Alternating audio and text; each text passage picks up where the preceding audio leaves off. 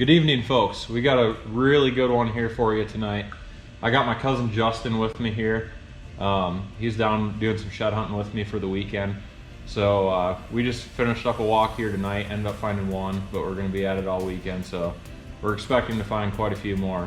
Now the reason that we're shooting this video, Justin, he's a big hunter, fisherman, just like I am, and he's been at it for a while, and just recently came across the shed of many lifetimes. So we wanted to show everyone here in a video, and we're gonna go over the process of scoring this shed.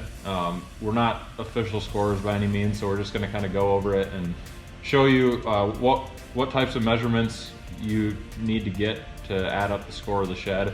And then you can do the same thing on scoring a deer as well. And we'll kind of talk about that as we go. But Justin, you wanna show everyone the antler here? Gotcha. So here we go. I don't know. That'll probably look better, huh? That's the antler there. I found it while we were shed hunting. I actually wasn't shed hunting. I was grabbing a trail camera. Found it on some piece of public land up in Wisconsin. Pretty much it was textbook as far as finding it goes. It's laying in a bush. I was actually walking down a river, and I was just looking for deer crossings, and I found some beds. And it was laying in a bush. Thought it was a rib cage. When I walked up to it, I was pleasantly surprised. And yeah, we've tried scoring it.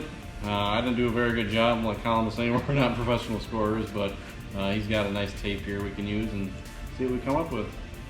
Yeah, so the first thing I want to say is obviously this thing is, this is probably the biggest shed I've ever put my hands on. I got to be along when we found a really giant one off of a 200+ inch deer a few years ago, but this antler is not touched by a squirrel. It's fully intact, and I'm sure the video and any pictures of this antler will not do it justice. You have to see it in person. I know Justin sent me some pictures of it, and until I seen it in person, I just couldn't wrap my mind around how big it was, and I can't stop looking at it.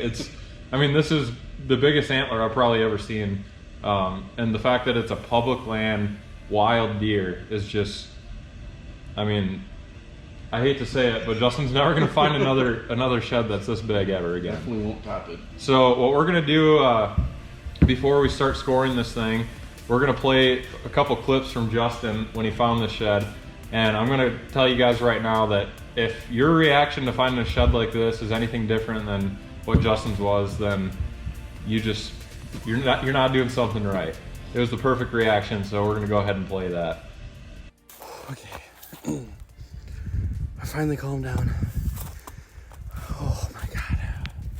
I am shed hunting some public land, and I'm working down this river, this edge right here. There's a river that goes down. And I stopped for a little bit. I was looking around some deer tracks, and there's some beds in front of me. I spotted the biggest shed I've ever seen. Oh my god, I'm literally shaking. Oh, all right, here we go. Look at that sucker. Oh my god. Oh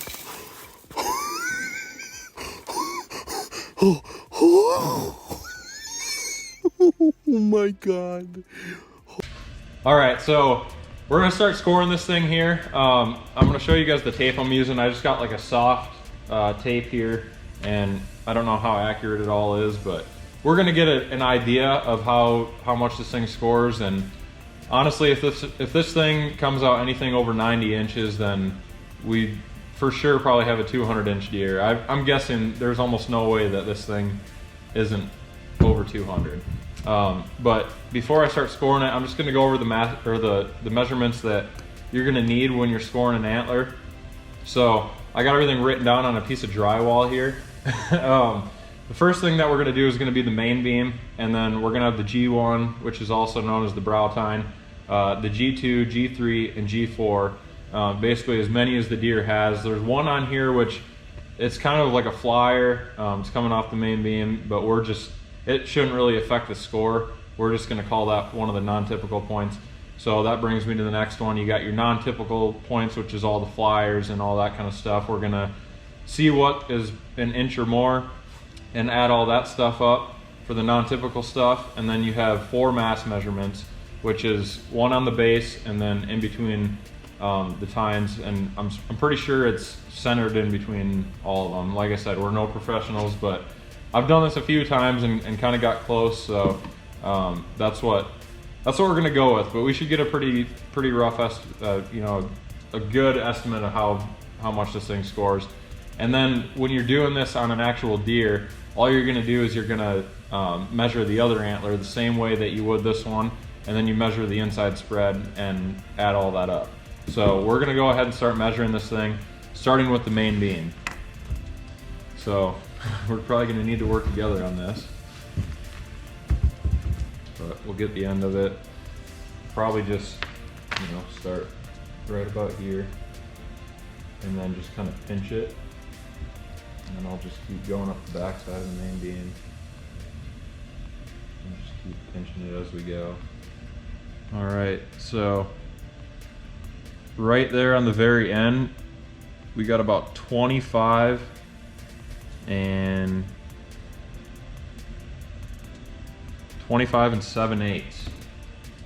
Alright, so the next one we're going to go with is going to be G1 of the brow tine. I know you're supposed to, when you're going off all these measurements on the tines, you want to go off of, you want to kind of get an imaginary line where that main beam is going to go, and that's where you go from. You go up the back side of the main beam. That's how I've been told to do it. So with the brow tine, we're kind of gonna go ahead and do that. We'll call that 5 2/8 probably. All right, so with the G2, we're gonna go, we actually have a little line here already where we want to start from. And we're gonna go all the way up to the top. Got 11 3/8. Got another line there to start from. Going up the back of it. That one is 11 3/8 again. G4 is about 6 5/8. All right, now let's add up all the non-typical stuff. So this one we're looking at about 1 3/8. And then we got this one, who is right at 1 inch, just right on the line. We got this one here, which we probably want to go, how do we want to go on this one? Maybe from back here, maybe? Yeah. Like we said, we're no professionals, but we're gonna get close, so.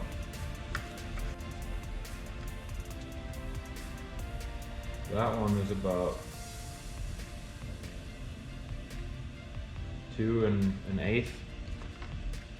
Yep, that one is about 1 2/8. With scoring deer, we do an ace. I don't know if any of you guys knew Yep. that, but that's how they freshly scored is an ace. So yeah, everything's going an ace, and then we'll add all this up here at the end and get a final number. But the last 4 measurements that we're going to do on this is going to be the mass measurements. So let's go ahead and start with the base here. So we got about 6 2/8 right there. 6 2/8 for the mass measurement on the base. That is crazy. All right, so this one here, we want to try to go right about in the middle somewhere. This is probably going to be the skinniest one. And it looks like about 5 2/8. That one is about right at 6. Would you agree? All right, so the last one, And with that one, it's about right on 6 again too. So that's all the measurements. We're gonna take a minute here and add everything up, and we'll let you know what we come up with, but that's a lot of mass measurements on these things.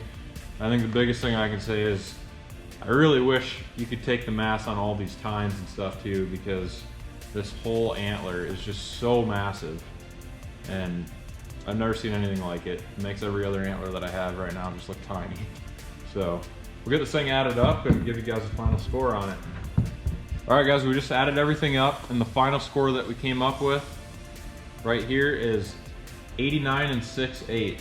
So pretty much a 90-inch shed right on the dot is what we scored it at.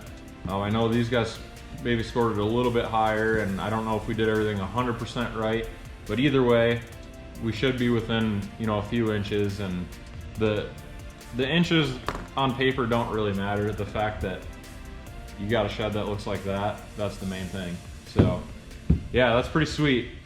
90-inch shed, dude. I would say, you know, if you throw a 18 and 20-inch spread on that deer with the other side on it, it's a 200-inch deer. So that's pretty crazy. That's definitely a shed of a lifetime on Wisconsin public. So that's pretty sweet.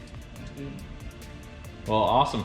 Thanks for watching, guys. Hopefully you enjoyed this one. I know we've just been pretty much sitting here talking about this antler and looking at it ever since Justin got here. And like I said, it's making every other antler look absolutely tiny that I have. Made my biggest deer look small. So yeah, it's pretty sweet. But we're gonna have some more shed hunting content coming for you, so be ready for that. Hopefully we find a whole bunch this weekend. But thanks for watching. We'll see you next time.